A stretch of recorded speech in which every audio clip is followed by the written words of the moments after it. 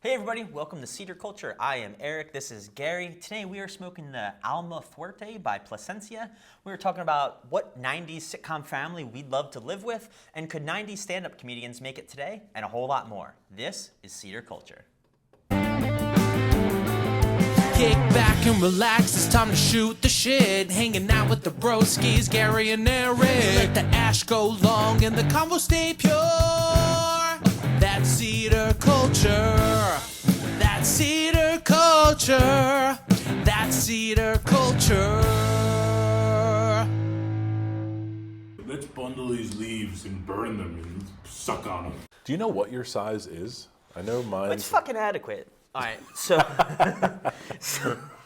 we are smoking the Alma Fuerte, bud. Yeah, Mine, Plasencia, again, man. is considerably Plasencia. bigger than yours. This was the smallest one I had.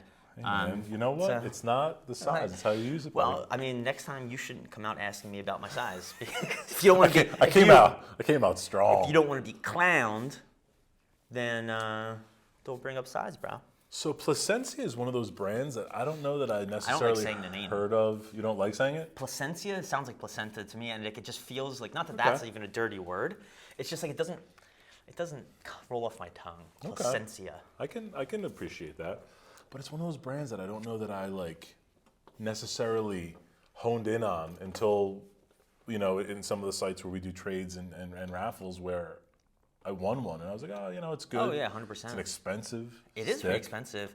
Dude, it's so fucked up. I think I told you this before, and Jay will hear this episode too. How, like, I think it was my birthday or around Christmas or something. He's like, oh, I got you like a little gift stick or whatever. And it turns out not only did I have this stick already in my humidor, if I'm not mistaken, I think I smoked it like the day before he gave it to me. Oh, It was really? such a think about how many cigars What was there were. it? Do you remember? It was this? Yeah, no, that's what I'm No saying. way. Yeah, it was this. So like it's just, how random is that? Like when life delivers So you you've those. had that. That's awesome. I've had it a couple times, yeah. Oh, you have not had this This yet. I've not. Dude, we've been on like a run, I think, of a few sticks that I've had. So, dude, you're in for a treat, bro. No, I'm so excited. Like, you just brought this up, I think, this morning. So we haven't really put a lot of thought into like doing this. We weren't like planning this one for a long time. But oh, dude, now I'm excited. I didn't realize you've never had it. Well, when we were kind of going back and forth, I've had the Alma de Campo. That's the only the Plasencia. other Plasencia, yeah. And we bought. You got the brick and At the mortar. brick and we were out mortar, together. right? Which I'm so pissed because I said I have to do so much reorganizing my humidor. Oh, it's terrible because I know I probably have that size. But Dude, I'm telling you, here's the beauty. I was talking about how I'm going all Tupperware, and I've done it now. Wow. Dude, you text me this morning, Plasencia. I'm like, okay. I go over to my Tupperware. You went under P. Dude, yeah, go to my Tupperware. Exactly, pretty much. That's Go awesome. over to my Tupperware, look at which one Plasencia's in, open it, boom, right there. Way better than having 350 cigars in a 150 cigar humidor and having an avalanche, things falling on you. Jamming 72% Boveda packs in there every other day, and it's still not keeping humidity. Like, fuck that. Tupperware is the way to go. Fun fact of the day. Ready? Is it a Tupperware fact? No, do you know what Cy Young's real name is? If Cy Young's not his real name and he went with Cy Young, Cyrus Yoginski. No, I don't know. Cyrus Yogi. Would you try to jam in the Yogi Berra, like just another baseball name? I was just hoping. Dude, his first name was Denton. Denton. Denton. But here's where Cy came from. Hold on. At tryouts, he was throwing the ball so hard, whenever it hit the fence in the backstop, it would rip boards off. And so at the end, they said it looked like a cyclone went through there. No way. Isn't that dope? That's a cool nickname now. Mm-hmm. I like that. I always just assumed it was Cy. Like, that was Sure. his name. Like, yeah.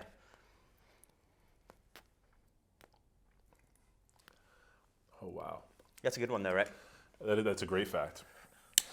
I always find like so. Did you smell like the foot of this before you smoked it at all? I tell you, like my new kind of barometer for a stick is if it has that like barnyardy type smell. You'd like that.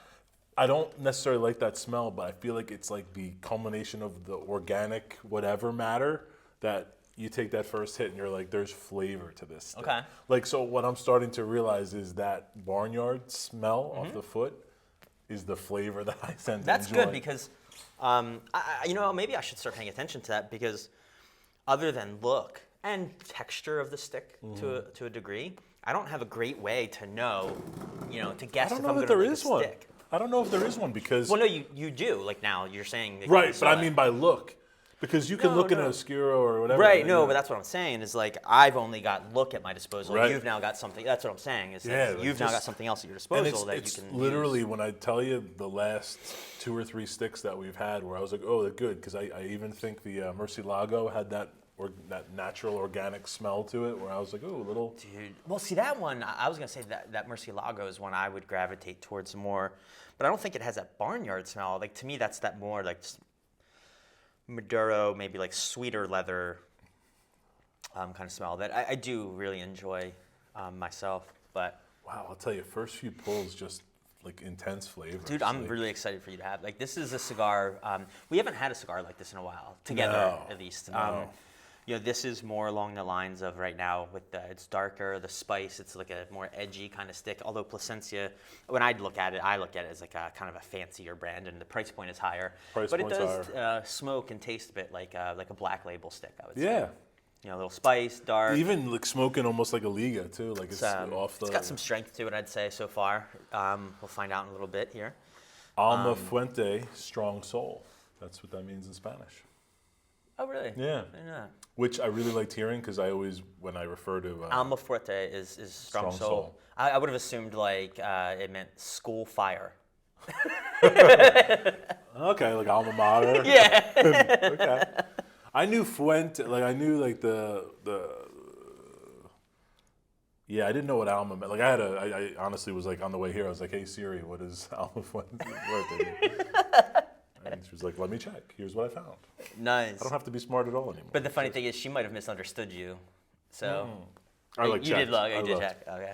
And it was referred to in a bunch of different things. Dude, we were talking about the GameStop stuff last episode, and then like AMC got lumped in. I lost like a ton of money. I jumped in the AMC craze. I'll admit it. I did it, and it was just fun. Not like life savings kind of ton of money, but because of what happened with GameStop. yeah. So the funny thing is, in the beginning of the pandemic, I bought and sold GameStop. I made like $1,000, like off of GameStop, or no, sorry, AMC. In the beginning of the pandemic, like when everything just tanked. I'm like, oh, that'll come back, and I bought it. I made like a G, like overnight, and I was like, Wow. I don't know what I'm doing. I shouldn't be doing this. So I just got out. I'm like, I made $1,000. I'm good. Like that was not. It's like if we know. hit big at like roulette. We Exactly, just run, because I don't know what okay, I'm doing, or really, it would be more akin to winning big at craps. Craps, which I'm like, I don't know what I just did, but so then all this is happening, and a couple of my buddies did it, like so it was a thing. It was not like a get rich quick. I mean, that's what it was or supposed to be, but like as a joke. But a couple of us, threw a few dollars in it, a decent chunk of dollars in it.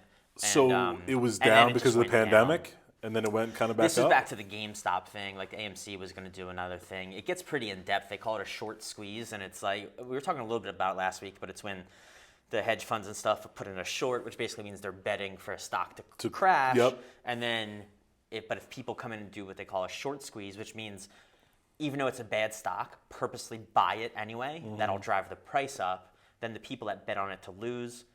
Long explanation, long roundabout way, wind up having to pay a fuck ton of money, which drives the stock back up even further. And so those people that put the squeeze in, that was a big gamble because you're putting money into a failing stock. That's what I did. I put money into a failing stock. I would never do it, except for this was just a fun gamble, frankly. It was like sports betting. Right. And my pony didn't place. In terms of, did you keep it in too long? Like what? So It's what still happens? there. It's just, well. If sort you had of- gotten out earlier. No, it's not that. It never went back up the way it was supposed to. In theory, or I shouldn't say supposed to, but you would hope to. So now the three of us are joking. There's 3 of us that did it, and we're just joking. We're like, well, we could sell it now, but you'd be selling for a huge loss. So we're like, I guess we're just long. The idea was it should have kind of popped off by Friday, and then we would have made a lot of money. But since it didn't, we're like, well, we could sell it and lose a lot of money, or we could just hold it forever and like. Nobody goes to the movies anymore, and they probably won't after the pandemic. But maybe AMC like invents the cure for cancer, and then all of a sudden their stock pops up. I was joking with them. I was like, maybe AMC will come out with like an implantable movie theater that you can put in your head, and you can imagine the movie, and you see it, and then boom, our stock will Or pop. you stream it right to your brain. Like it'll be hard. Exactly. Right to your Exactly. Yes. Yeah. So that's kind of the only way AMC I think ever actually turns into a legitimate business again. And I feel bad for AMC. Like they just spent, I don't know I how know. recent. Like they like all their theaters had like the reclining seats and like spread out. It was like That does regal, suck like, because that became the standard. Yeah, you're right. That does suck because even though they're a big corporation, publicly traded, yada yada, it's still there's people behind that, and to make that kind of bold decision to save Like the systematic. business Like across, they were across this massive, I mean, their debt is like there in were the AMC's billions. with takeout in the like you could pizza and like barbecue. They still have pizza, but like the one I remember around here when it first opened, you didn't live here then. You were still in New York. I forget what it's called, but it's right on the corner from here. And but when I was a kid and it first opened, it was a huge deal. It was not the closest one. The closest one was at AMC in Marlton. Right. But this AMC, when they put it in, I remember it had popcorn chicken or popcorn shrimp at the the concession stand. Like I remember that being a huge deal. Yeah. And yeah, just all kinds of food. They still have pizza and stuff, but What's the last movie you think you saw in the theater? dude, I love going to the theater. I love going to the theater too, but, But I never do it. I never do it. But it's been too long. I don't remember. Oh, I know. I do remember. I can't say it for certain. The last one I remember is The Joker. Oh, cool. In Portugal, actually. Holy smokes. Dude, in Portugal, they do intermissions in their movies. It's awesome. Oh, so you actually have time to go rock a piss and Dude, like get a soda and all right, refill your popcorn? Dude, not only that, you know what else they had there? Dude, all right, so they sell you popcorn, and then behind them they have these, like the turnstile candy machines. Sure. $1 a twist or something like that into your put popcorn. in the popcorn? Yeah, man. Dude, Like chocolate chips? Or... Dude, M&Ms, peanut M&Ms. Peanut M&Ms. So do the peanut M&Ms, twist that in there, and here's the thing, they're on the top. But because there's an intermission, you can come back halfway through the popcorn. Another $1 chips, please. Like, well, and here's the thing, right? And it's what the movie theaters do, right? They do, here's this big soda, it costs a lot, but it's free refills. But you don't want to leave your seat. You never leave the seat because I paid Intermission. $97 for a ticket. So instead of buying the big one for the refills, buy the small soda. There's going to be an intermission. You can refill it. You refill your popcorn, like all this stuff. Dude, I'm telling you. Wow.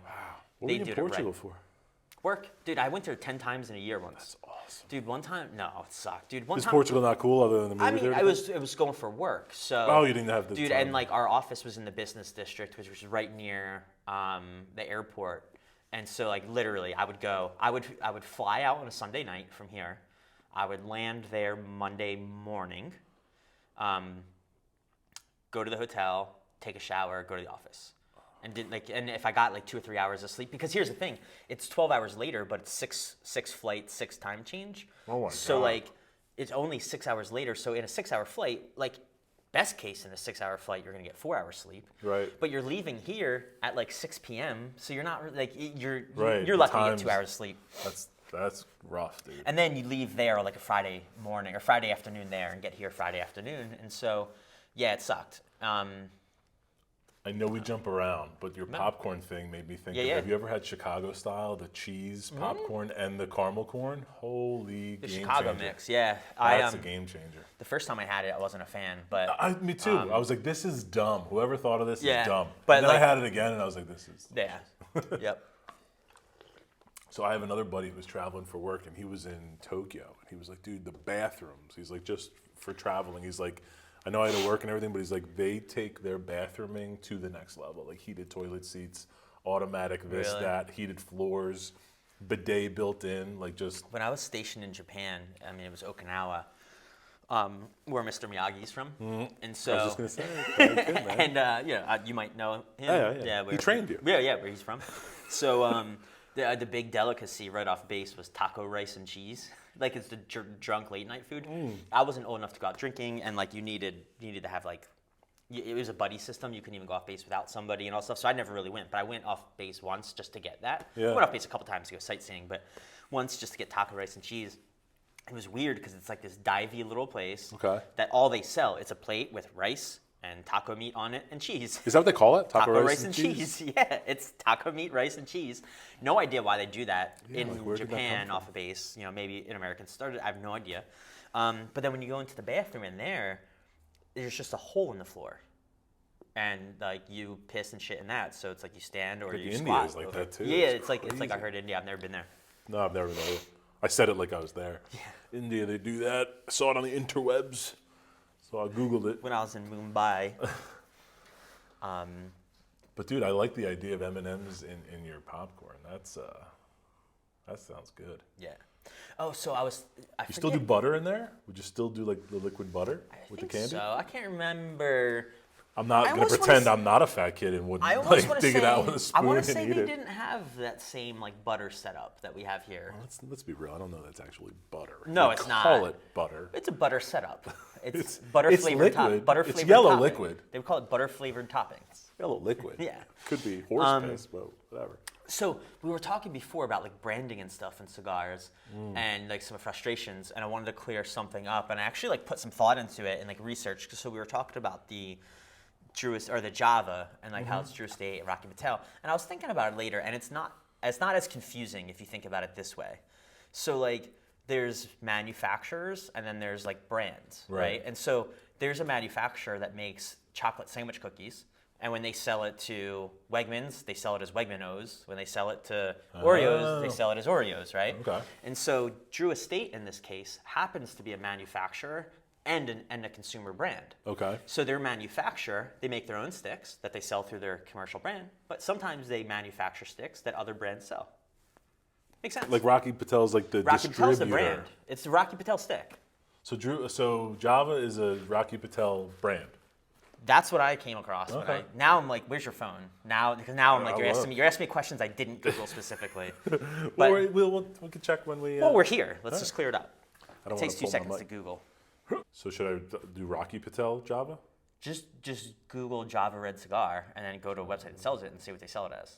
Okay, yeah, specifically infused by Drew Estate's processes, but exclusively distributed by Rocky Patel Cigars. So they distribute. So I wonder if that's an issue of semantics. Like, I guess according to this listing, it is a Drew Estate stick. Right. So I guess you have to look at it as But now look, the exact next one says Java Java Red Red Rocky Rocky Patel Patel Premium Premium. Cigars. What website is that? That's Rocky Patel's website.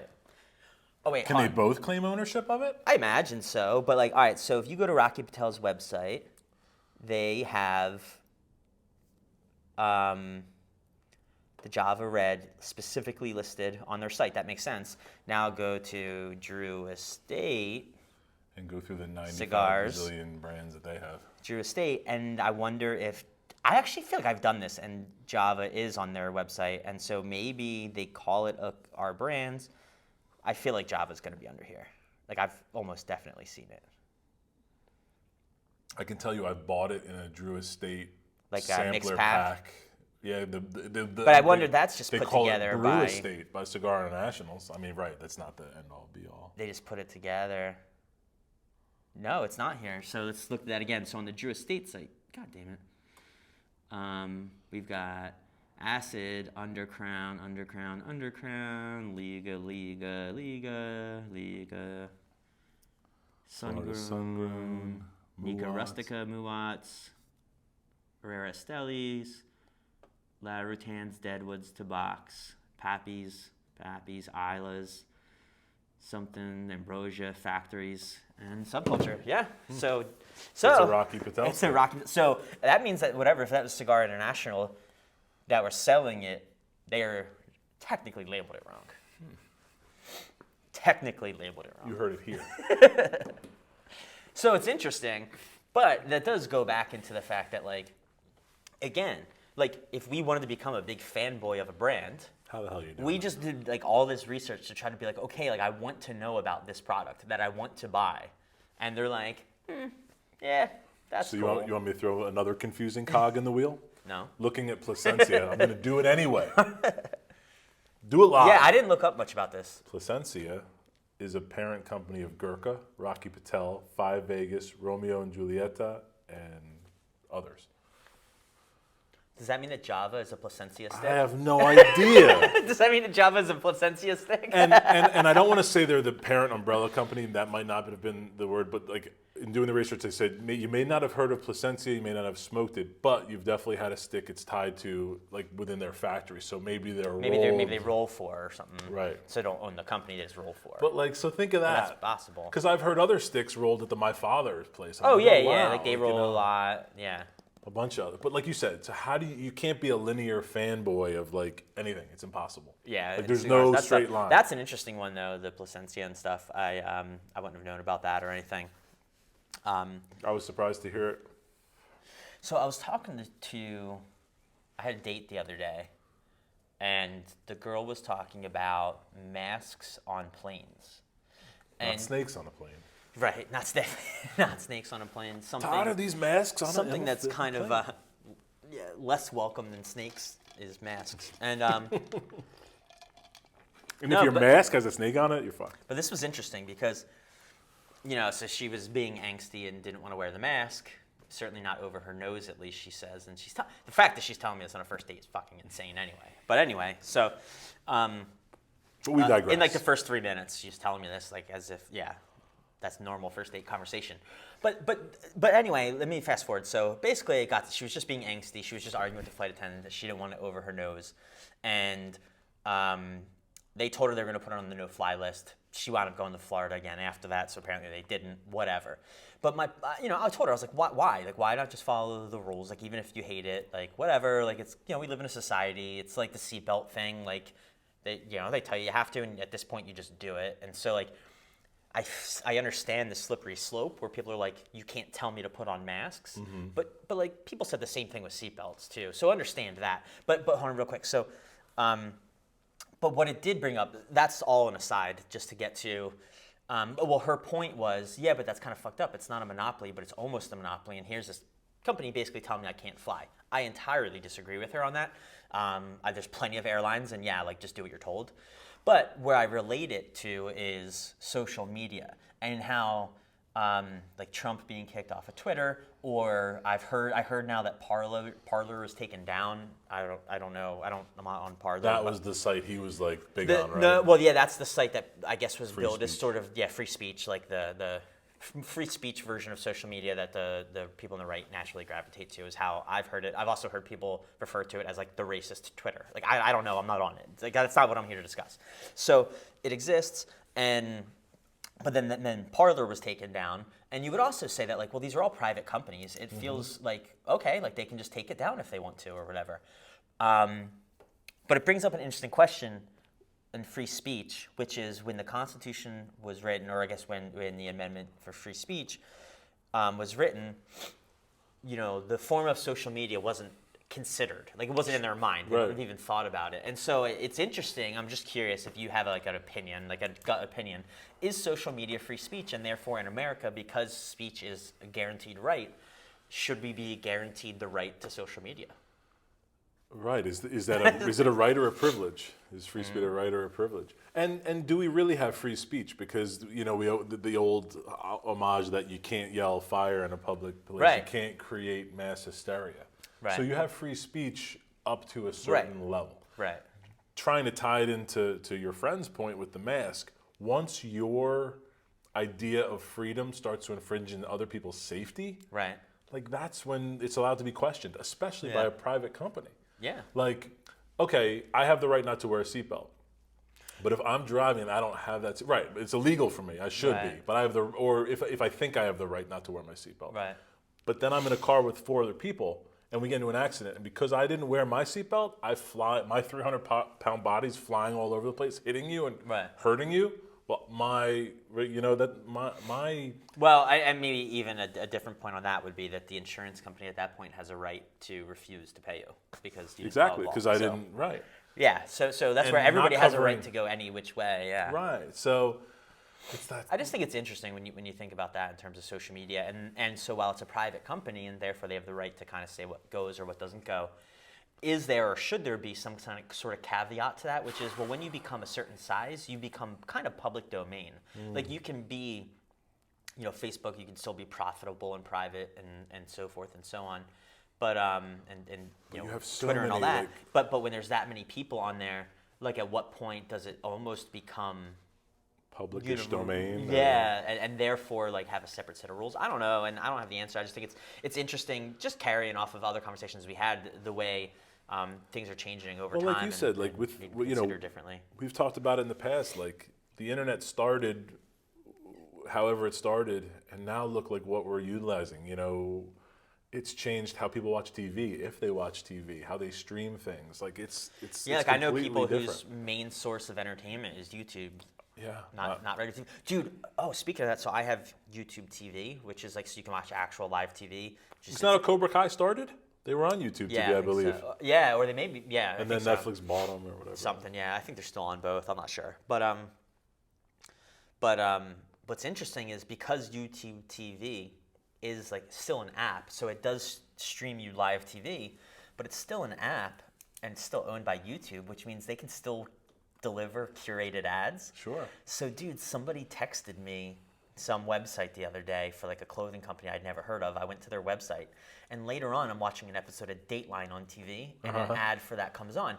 It's no different than what we see every day on YouTube, Right. but it definitely hit me on another level when you're watching like Dateline or something like that. Yeah, it's on your big screen, you're watching Dateline, and then right after that is the ad you were just like texting your friend about. That was weird, man, but kind of cool. My wife got a little creeped out when she was taking a picture of an item to like send to my sister. It was like kids' clothing or a kid accessory or something, you know, specifically for kids, but a very specific thing that I think she had like never seen it before. And she's in a store, she texted, she sends it to my sister. That night she has an ad for that item. Like, so they're not just listening, like they're checking out what you're snapping and sending too, man. Yeah, Like, because I'm sure there's something in the it's terms so of service. Big Brother. It's I know there's something, scary. right? There's got to be something in the terms of service that is going to say something along the lines of, you know, like the pictures you text go through Apple's servers and therefore they have a right to look at them or something like that. Man, good luck looking at some of the pictures of like, you know, me like tracking my weight loss and before and after. So I feel bad for that intern. He's like, oh God, looks like a lava lamp. What's going on there? This is scary. But imagine like, it's almost like, I feel bad that my kids will never understand. Like, remember getting a roll of film or going on a vacation or taking and then sending it to the photo store or like the place in Walmart and let's do the 1 hour and you know waiting around or going to pick it up the next day or I got a random picture from someone else, this isn't ours. Oh yeah, like when you would especially at like weddings and stuff, they would put a disposable camera on every table. But yeah, I remember being a kid on vacation and having my own camera and taking so many pictures. The funny thing is, it's free to take pictures. I remember at the end, my mom got all my pictures developed, and she was like, "You owe me $130." I'm like 15. I'm like, She put, like, Here's 75 of the floor. yeah, exactly. Like I didn't know. You comparing your junk to your foot for some reason. I didn't know it would cost that much to get pictures developed, so I had no idea. I remember the disposable cameras that had the case, you could bring them underwater? You did some of the water parks? Oh man. Well, the camera I had and the one I'm talking about, and the reason why it cost so much is because it did panoramic pictures. They were literally like several, like 8 inches wide and thin and stuff. And so it was like a Kodak camera, panorama, something it was called. And so you were getting all these odd-sized pictures developed as regular pictures. So it was just super expensive. And then, I remember she put a list like on the fridge, and I had to work it off over however long. Dude, there's a brand I haven't heard of in forever. Kodak. Like, where are they? What are they up to? Dude, I bet they still exist. And I'm sure they exist. But I bet they make so much stuff that like we probably use. I don't know why. I'm just guessing that. I'm guessing. Toilet paper is Kodak. Charmin. Kodak Charmin. If you wipe with it, and then a picture reveals.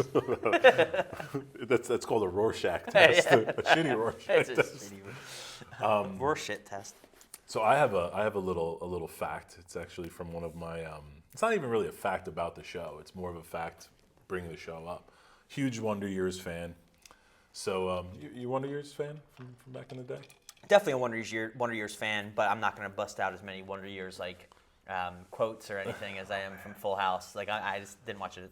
If you've been catching up with us, we're going to have an Uncle Jesse intervention. We are going to have an intervention. I literally want to talk about that And more my kids watch one it day. all the time. They're in Fuller House too. I want to talk about it more one day, like on an episode, definitely. How like you at least swear once that a Uncle week. Jesse wrote Forever. Oh, the Beach Boys. well, You're like, Just You Forever. No, but not just that, but how like oddly enough, like once a week I'll say something, and then one of us will be like, "That's from Full House," and like I'm not doing it on purpose, but like it's a disease. Like when we need to do a whole episode just like digging Next in episode, on I'm going to put a leather couch here, and we're just going to do a like section. psychologically why. Rorschach test. This is Uncle brain. Jesse's guitar. But you know what's funny? All right, so that says you still haven't seen the show Community, right? No, Okay. but You have to check it out. So, one of their things is that the show, like, sort of a big part of its shtick is that it's very self-aware. Mm-hmm. So they'll kind of make a comment on what tropes they're using in that episode. So, like, episodes will oftentimes take like a common trope from sitcoms Okay. and just go fucking hard on that trope in that episode. See, I would like that. And then the one character kind of like will narrate it almost, and like, but it works. The first 2 seasons work. And I love that show, and I've like really, with the Uncle Jesse thing and all that, like it's been going through my head, and I think I kind of have an idea of why. Like I've always, like when I was a kid, I didn't have a ton of friends, and I just like I watched sitcoms. I was a Nick at Night kid, like Dick Van Dyke and like all that stuff. Like I really feel like I grew up on sitcoms. I think they became my friends when I was a kid. I think that's why. Like I think I like identify myself as a member of a sitcom more than I do a human or something sometimes. So I remember like jotting topics when we first started talking about doing a podcast, and I was like, oh man, I'll have like an idea list of topics. And one of my questions was always going to be like, if you could live with a sitcom family, who would it be? So I'm not going to ask you and put you on the spot, but think about it as we talk. Like, we'll do one. Who would your and then I'll get to my little factoid. Okay. But who's, all right. Well, if I could pick one. and it doesn't have to family- be like, because I would say Full House just because you would want to like, you know, The Matthews do family. from Boy Meets World. Yep. Okay. That's the one I'm going to go with right now. Okay. Like And they- yeah, like it would the- change every day. Like what 5 albums would you bring? But on I a can desert back island? it up with some reasoning, right? Like You want to hook up with Topanga? no, I mean, well, yeah, wasn't it Danielle Fisher? So, all right, so a couple reasons. One is I'm like a very much a '90s kid at heart, and so when you look at a lot of the main sitcoms that we talk about, they're really more like late '90s or late '80s, early '90s. Sure. I feel like Boy Meets World, like if you look at their attire, like it is a '90s, like that big saggy flannel. Remember the guy that we just texted a picture of him because he's ripped now. I forget his name in real life, but he played a bad guy in that. But he was like a smart bad guy. Oh yeah. But even his whole attire, like that, He was a yeah, bully. Him and the other bully guy that was like the skinny, Squirrely, squirrely, yep. ratty one. You know, like that. They were quintessential '90s bad kids. Agree 100%. So like because of my heart being in the '90s, that's one reason. Another reason is great parents.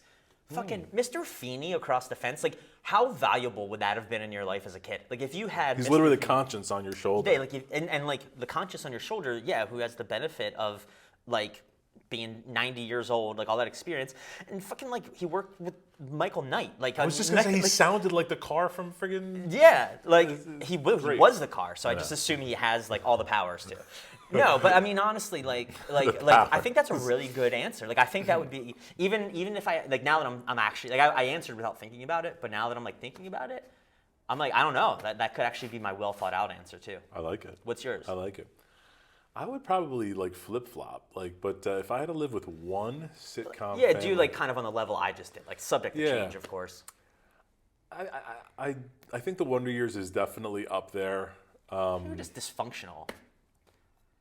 Yeah, I guess it wouldn't really be any much different than my life, except It is true. It's like it is real. It Like, was it's more like, real. Like the brothers arguing to this, that. I'll tell you what, I recently rewatched the last episode of Boy Meets World, and dude, I forgot what like a tearjerker it kind of like turned into, because the last episode of the Wonder Years, I know it's coming, gets me every time. I honestly, I've only Gets seen it me. live. I've only seen the last episode of Wonder Years when it aired live, and the only thing I remember is Fred Savage walking like down a road alone. I almost want to say it was a two-parter, and that It was, was like, a part, and was that two-parter. It part was a one? two-parter. In part Yeah, one, yeah. maybe.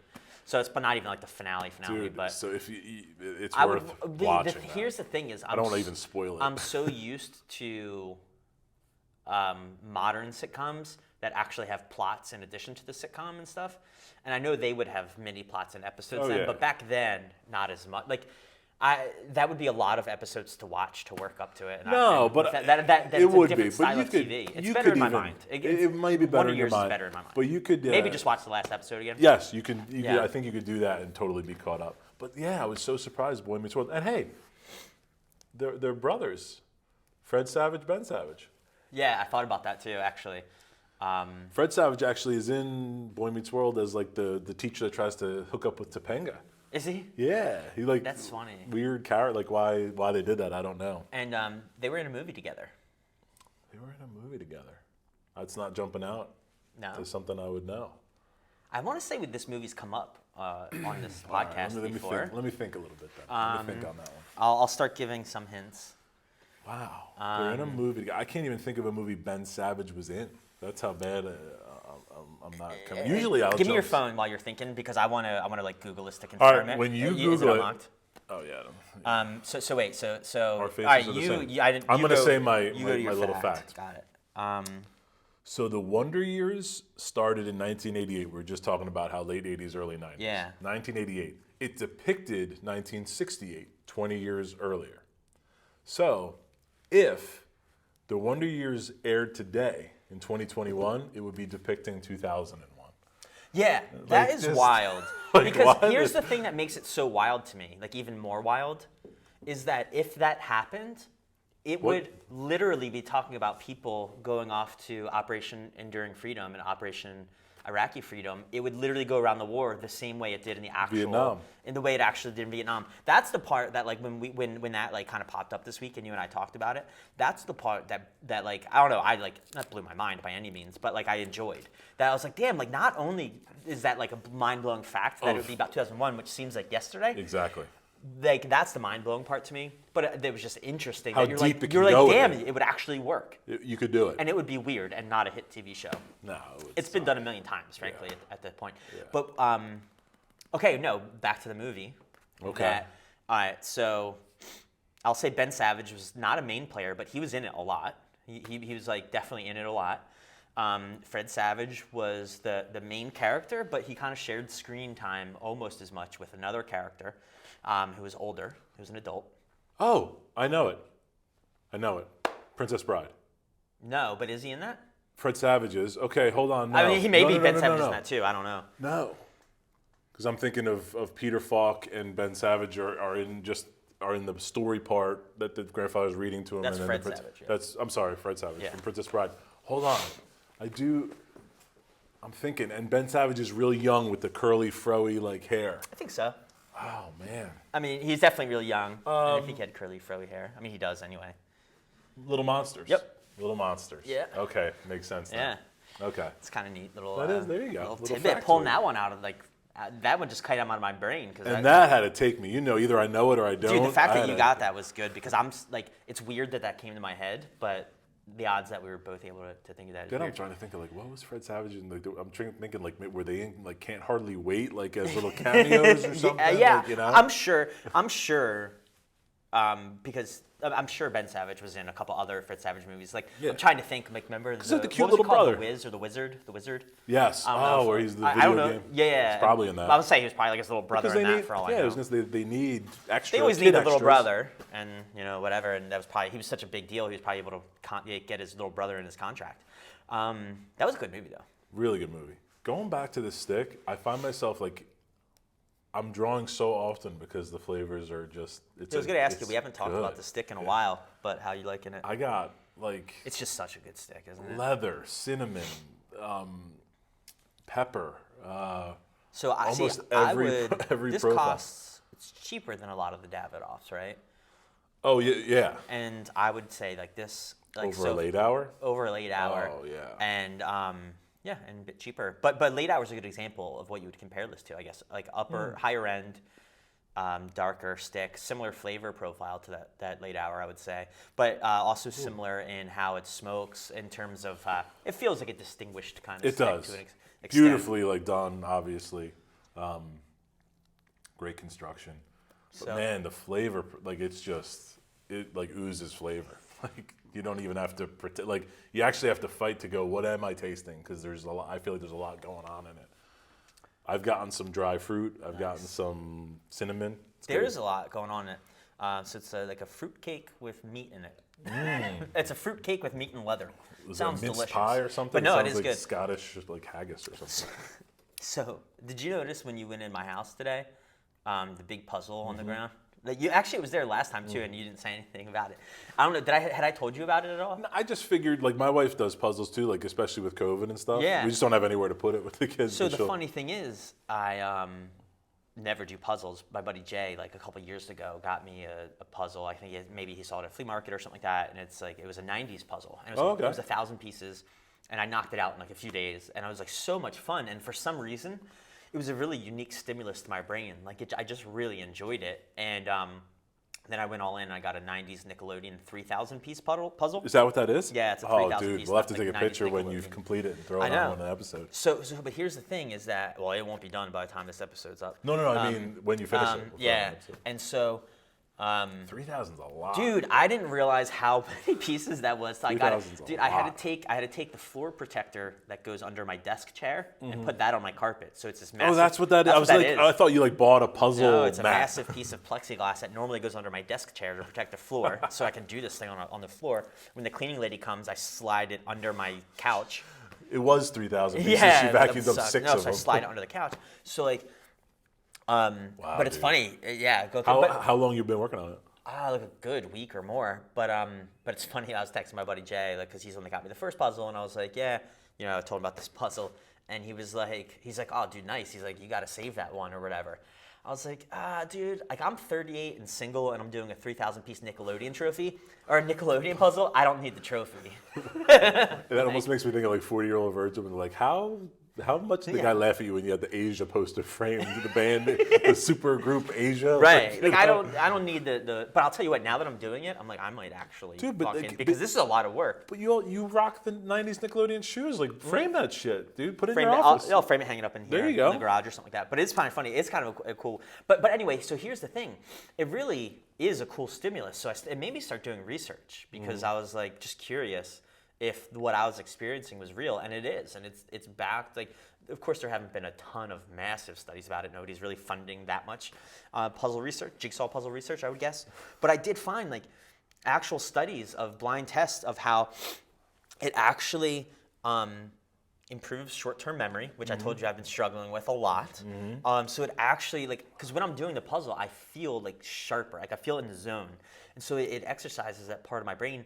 And I've also, heard and know from like having dogs and stuff that they say like certain things that can tire dogs out, like even just going for a walk and sniffing a lot can tire a dog out. Sure. Or those little puzzle mats that like the dog has to work find for the the treat food. and stuff, Like yeah. it doesn't, like it's not like they're running laps, but it tires them out, and I think that's what puzzles do to me, and like it's super cool. So I don't know, man. I was just gonna say, anybody suffering from like an anxiety or it's like very true. or like just even like some seasonal depression or pandemic depression, highly recommend a jigsaw puzzle, dude. Like it's so much fun. Even like in my role within the schools, I always tell kids like, they want to say like, how can I get sharper for the SATs and like going through that. I'm like, do crosswords, do word search, do like those kind of things it's taking your brain out of its comfort zone a little bit and time yourself. Have a famous parent that'll just get you into college. Like something, try. Be a scholarship rower when you've never done it. Yes, Like, just right? do You're it. not on the team. Right. Just do it. So a tie into puzzles, one of my little gag gifts to Allie was I bought her a 300-piece clear acrylic puzzle. So it's see-through. There's no picture on it. So you just got like You just try every piece. She's like, I hate you. I really hate you. Did she try it? Did she No, I mean, we'll get to it. you But I just because literally- she you like have to during try the every pandemic. piece. You have to try every. Well, Or you at take all least the edges visual. out first, Right. and you do all the edges. But still, you have to try all the edges first. Yeah, there's no picture on it. That's It's crazy. a clear acrylic I puzzle. want to try that. Like I want to get it. I want to. Christmas. You get through your 90s puzzle. Yeah. And I'm like, if I you're a wanna- good boy, I want like, man, that's kind of interesting. Although that frame that. A it would clear be- puzzle. That's the clear puzzle I did. It looks like a piece of plexiglass. It looks, yeah, I was saying, it looks like the frame. The frame looks like the actual content. That is. It's like framing funny. it's like framing the family that comes with the frame, just like having it up there. That would be kind of funny for me, like for a bachelor, to just fill my house with stock families. And kids. So it would have like kids of all Or different print races. out like the and kids stuff from like around the my Wonder Years, house. all your favorite sitcoms. You grew up with them. Oh my God. That's Mike Seaver and Boner. They're a my way, buddies. That's a way to never get laid again. Like never again. Like I never think again. you should, because I get to live vicariously through you as a single dude now. I almost want to be like, dude, you got to try this and see if like did the girl respond or not. like have a signed picture of have a signed picture of Ernest from like the Ernest movies on a person. Like I will sign it to Eric, my #1 fan. Yeah. Love Ernest, and have it displayed prominently by the bed. Do you have a favorite? Do you Ernest get your movie? wiener tongue? Ernest Goes to Camp. Really? Yeah. That's not my favorite. Are you an Ernest Goes to Jail or Ernest I'm Scared an- Stupid guy? I am both of those, but I'm an Ernest Goes to Jail guy. I can mostly. only tell you because we had that on VHS and I probably saw it 50 I times think the more same. than the other. I think that's the same for me. Like Dude, I think it's all the same. I'm going to let you know an Ernest secret. It's all the same movie. Ernest Goes to Jail. Ernest Goes to the Army. Like they're all, hey Vern, you got to save me. Like it's all the same motion picture. It's like Damn. Pauly Shore. Like, Yeah, he yeah. did one movie. Son-in-law, like Son-in-Law. I liked Son-in-law back then. Son-in-Law was actually a really good flick. Like, if I you mean, think about it, I don't know. It's been so long that I guess what I'm trying we to say. were also like 12. I was gonna say, like, I don't feel confident putting a 38-year-old stamp of approval and saying that it's like actually All a right. good movie. I'm gonna edit that. I enjoyed it when I At saw the it when I was time, 12. yes, I would agree with that. So can we do this next time you have a girl, like, I really want to, or like just in No. your wallet for some reason. Like, why do you have a wallet-sized photo of Ernest? Like, you know? Like, The thing is, like, girls don't, like, they wouldn't know who Ernest is, most of them. They would be like, what's that? Like, even if it was the Seavers, like, I don't think a lot of girls. That's and, kind and of here's funny. the thing. He's my most cousin people, Ernest. Most people in general don't. Aren't into pop culture the same like way we we are. are. Yeah, exactly. Like, I think a lot of people, like, dude, the amount of, I don't think you or I have ever sent a GIF or a meme that the other person didn't get at all. But, like, that happens to me a lot in real life. Because, like, people just don't, or, like, with other people. Because a lot of, like, people We just don't don't appreciate get, like, that we have well, that they just don't get humor it. They that- just don't know it. Like, Right. like Hey, how do you understand a reference you don't know? yeah, Right? exactly. Like, I mean, not many people know that Ben Savage and Fred Savage were with Howie Mandel in a movie called Little Monsters, like in 1991. So you want to hear how crazy how crazy pop culture brain I am? In Netflix, in a family children comedy movie, was a what do they call that? The picture that shows like the screenshot or the thumbnail for the movie Little Monsters. But there's another documentary called Little Monsters, and Netflix put in the wrong movie in the wrong category, and I was able to figure it out. I was like, oh, that's supposed to be the Fred Savage Little Monsters. That's funny. Wow. But someone was like, hey, put Little Monsters in this mix of Halloween Some fun intern. kid movies. Yeah. And they Googled Little Monsters. At least, and put in the intern didn't accidentally grab the progress photo of you. They're like, wait, that's not a lava lamp. That's me on Little Monsters. I'd have been Big Monsters, Yeah. maybe. Like, yeah. Like, Oh my God. why is Sully? It's the wrong monster. But my wife's like, how do you even?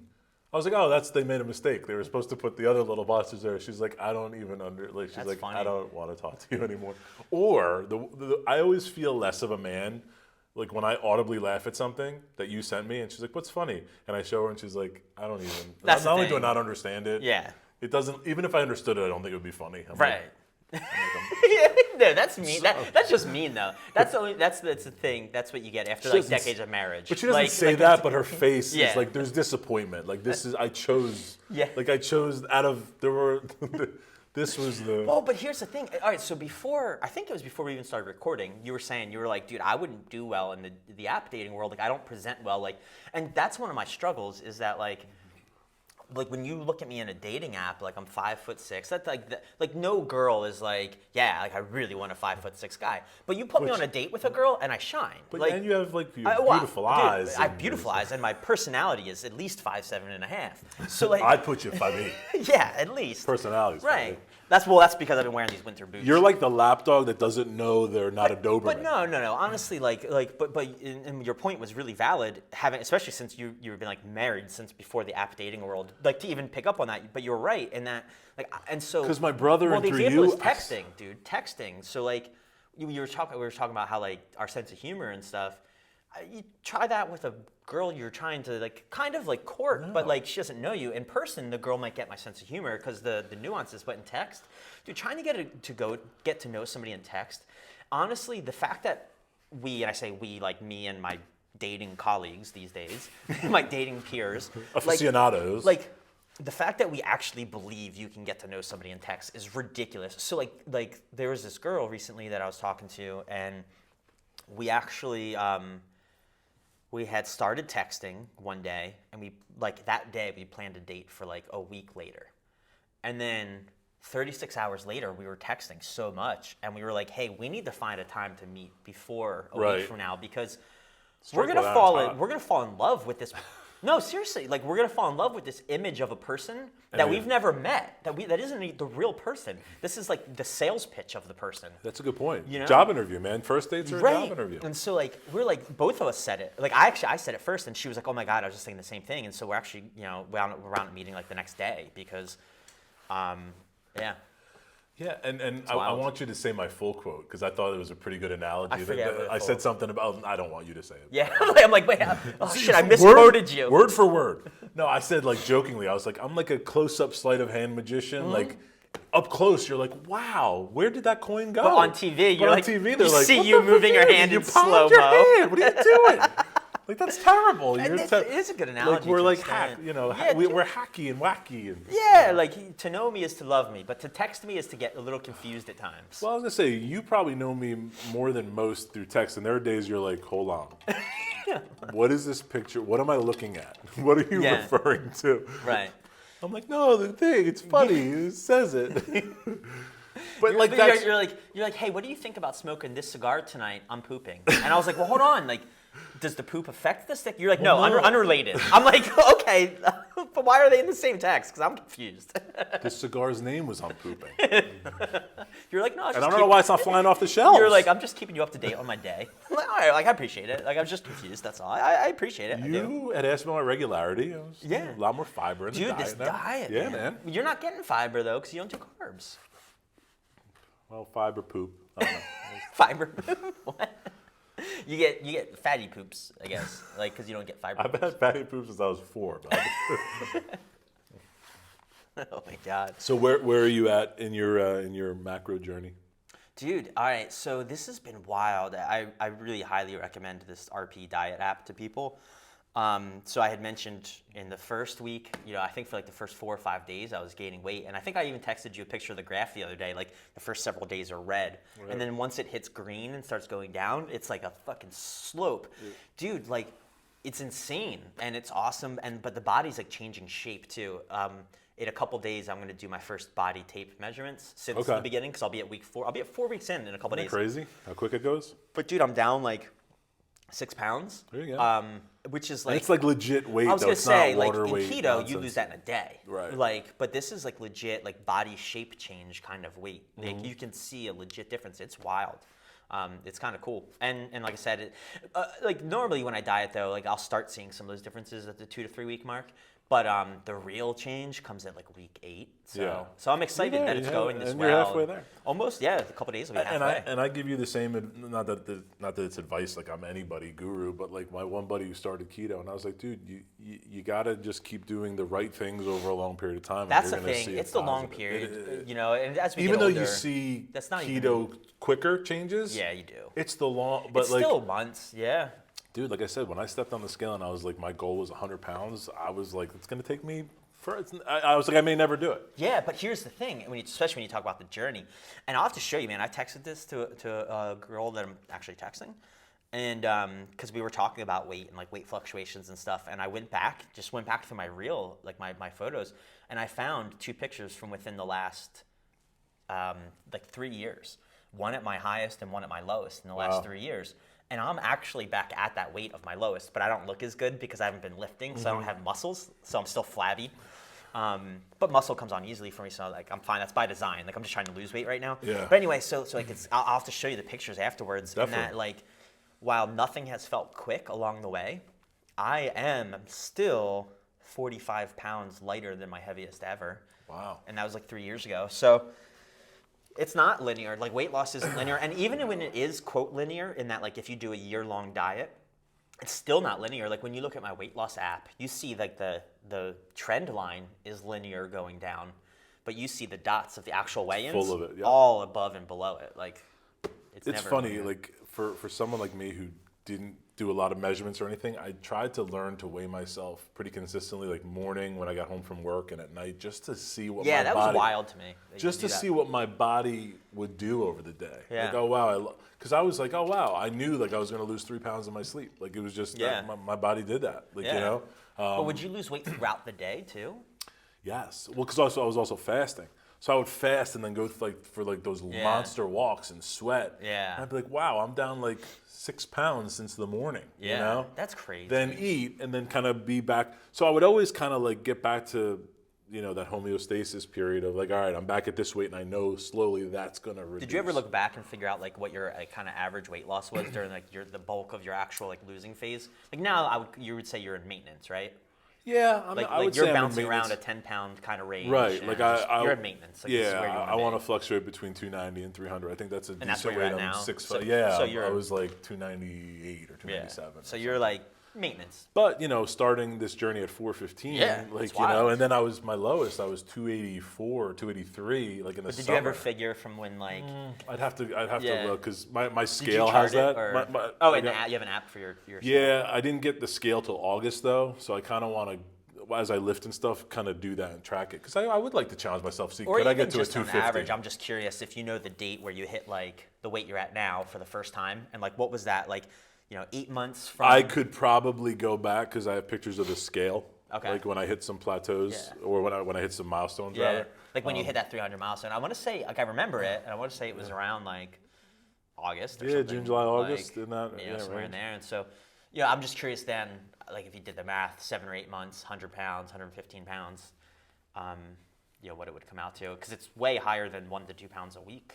Yeah. I mean, I think. And I think I know it is, because that's And 2 I remember, years. I would be- remember figuring out my pound a week. caloric intake and just being like, "That's what such a fat piece of garbage I am that I have to consume X amount of calories to keep maintain 415 this shitty body. I Right, know. to maintain 415 of." Dude, that's the best part when when you're like, when you have that sobering realization, when you're like, I work hard to maintain this piece of shit body. Louis C.K. did something Yes, on that. and I love that he's just that every Dude, guy. He is us, in that way, and Hopefully in not that the- way. I was gonna say, In hope that not way. in every way. In that way, he is us, and But no, he but it's he so has a true. way of just highlighting the everyman of like, even like the dating stuff. I could like commiserate. I'm like, man. Well, and on the dating side, I identified more with like Aziz Ansari because he's, I think, a little bit younger than us, probably not by much, but he targets, I think, a younger crowd with his Yeah. comedy, and so when he does his like dating app humor,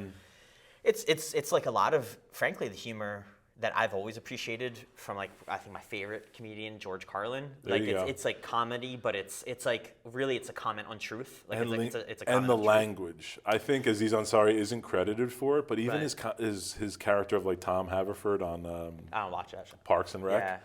he does like, you could tell he off the cuff does his shtick Yeah. because it's very him. Yeah. So I think you'd appreciate that. Like even YouTubing like a best of him on Parks and Rec, you'd get a kick out of it. Oh, I'm think sure I you'd would. appreciate it. I'm sure I would. But so he speaks to that generation, like the dating app and the way he talks about it, and just the. But I like about Louis C.K., Aziz Ansari, at least on the dating stuff, and of course my favorite, George Carlin, is that they're kind of social commentary as much as they are comedy. And actually, in linguistics. college, I actually was able to do a report. Like we had to do a report on a philosopher, and they let me pick George Carlin. Oh, yeah, I would say he has his Yeah. own and to see him evolve. Like, You know what I he- did? Do you remember the movie History of the World? Yeah, Who's the Mel Brooks. no, but he's the black guy, and he's like really talented. He like dances and like I forget his name in real life, but can you picture him? You know what I'm talking? It's a taller, skinny guy. Yes. I want to say a name, but I don't want to be like, wow, that's the dumbest guess ever. Yeah, I don't know. I can't remember it. But anyway, so I think it was in History of the World. He was like doing a little shtick, and like he called himself a social philosopher or something like that. And that's where I got it from in my argument to my teacher. Not argument, but like in my reasoning. But how can you can't argue that. And I was You like, can't he argue is like, against he it. just I mean, comments on like society. and Carlin's use of language Yeah. is just, I don't know that there was a better comedian, at least, to bring language and You mean all the curses, or? even his curses, But like an just the way he articulate used- and eloquent way to but just the way he used discuss those language topics, to- dirty words, but Exactly, even yeah. in like an articulate kind of way. Yes. He's a smart guy. Well, I was gonna say, like, it was one of the comedians my mom knew, like, he used toilet humor, but she was like, well, he's truthful and smart. Like, it was better than Dane Cook's, this, like, Oh my God, Dane yelling. Cook. Yeah, we've talked about it before. Like, that's just like a blemish on like society, like pop culture. You know what I mean? Like if there's aliens in the future and they visit us and go back in time somehow, and like just don't land on those days when his specials were airing, please. Like you're gonna get the wrong impression of the Earth, and you're gonna blow us up. So And Dane and Louis C.K. had, like, a huge, because Louis C.K. was like, dude, you're ripping off XYZ, probably him, too. I got to see George Carlin live, So did like, I. shortly before he died. He was prepping for his last HBO special. Really? Mine Yeah. was a little bit before that then, I suppose. Mine was the summer before senior year of high school, so 2000 up in Cape Cod. I saw him in Atlantic City, and like it was cool just to see the way he was kind of thinking. Like he had his notes, and I've actually heard people talk about like, oh, he was at his downfall because he had to use his notes. I was like, well, he was also honing his HBO special, so he was like noting in real time what was working and what wasn't, which I think that's is the really point of smart. it. That's the point. Like of, he wasn't excited about his Atlantic City show. He was using it to hone what he was going to do on his which HBO I special. would love that angle of it. Like I would like that it was less than polished. It was interesting. Like you hear about people, especially like Kevin Hart's from here. So like you hear about people going to the Philly at Helium, and like Kevin Hart's just happens to be like, but it's like unplanned almost, right? Or like they announce tickets 20 hours and you're before, never gonna and like 100 people can fit in that venue, but it's just testing new material. And I've heard other comedians say, like, it's cool to see a comedian at the top of their game, but he's like, there's nothing better to be like, yeah, I saw Carlin and he sucked. Like, like almost you want to see, like other comedians want to see them at their worst just because they're around it so much. I think What do you mean? Anthony I Jeselnik, think I missed you.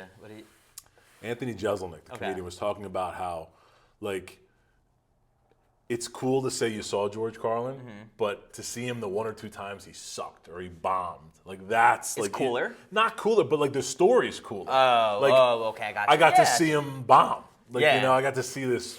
I would appreciate that as long as the person telling me the story acknowledged that he doesn't suck though. Like if somebody was trying to be like he sucks, man, I saw him and he bombed. Like no, like if you saw I him. would tell that story about the time that he was honing his special and he bombed in like. As like and I don't a even sacrifice say he bombed. as a sacrifice to make the HBO special better. And you're like, oh, I saw that joke when it was unpolished and it had a different punchline. That's cool. And then and I think you'd have appreciated it just because you like the notes, background, backstory, research part of it, and that's what he was doing as a social commentator. Yeah, he was going, okay, I went this way, didn't get the reaction I was hoping for. Dude, how would you think if George Carlin? I'm going to say George Carlin's prime wasn't when he was younger, and that's probably just biased because like of my age. No, I think you're right. Like, he was like hippy dippy, I feel like his 70s prime stuff. was in like the 90s. I would say late 80s, He had a sitcom that was mid-90s. good too. I don't think it lasted very long, but I liked it. He had a sitcom? Yeah, very briefly. I don't remember much about it. I just remember enjoying it. But it was around, it was in the 90s. And but can you imagine Carlin at his peak today? Like about what's going on in the world? It would be very. I don't think Carlin at his peak. He would be a different comedian, frankly. I guess if he was at his peak today, because he couldn't be 19. You couldn't be 1992 Andrew Dice Clay today and succeed. Like no, you you're just right. couldn't. So I guess they would have to be different people. But Carlin, because I think not that I'm comparing them. No, not at all. But I think you kind of talking about his social perspective. Some of the stuff he says is still 1,000. You can watch a George Carlin special and the relevance is still there. The hard part about watching a George Carlin special is when you look them up, there's 73 of them, and like they're not all good. So you're like, fuck, which was the good one? Well, I think that was part of Jeselnik's point, talking about seeing people you love bomb. He said Carlin was also running into some financial issues, so he was doing later in his career, probably, or wanted to leave something to his family. I think it was even earlier in his career. Like I think he was known for doing an HBO special every year for like a while. And some of them. But go that's back like Billy far. Joel plays the Madison Square Garden. Like he sold it out 75 weekends in a row. He's playing the same song. Like Piano Man doesn't change. Like, Piano Man's the same song. But you'd go see it 100 times. I'm bummed. Our friend Brian, he's seen, and I'm such a music guy. I'm like, dude, He's seen Billy Joel, yeah. Like mold, and I'm like, dude, I gotta see Billy. I got to see Elton John. That's on my dad's bucket list, and I never would have thought it. So it's kind of funny how this went down. So I had seen Fleetwood Mac with a girl on a Sunday. The next Saturday. Wasn't that your first date with her? Yeah. Also, That was my first date unbelievable. with her. Well, no, it gets better. So it was I would have gone that date. My first date with this girl, Fleetwood Mac. It's a Sunday. The next Saturday comes. Technically, her and I are still dating, but we'd only been on a couple of dates, and like it wasn't really going anywhere.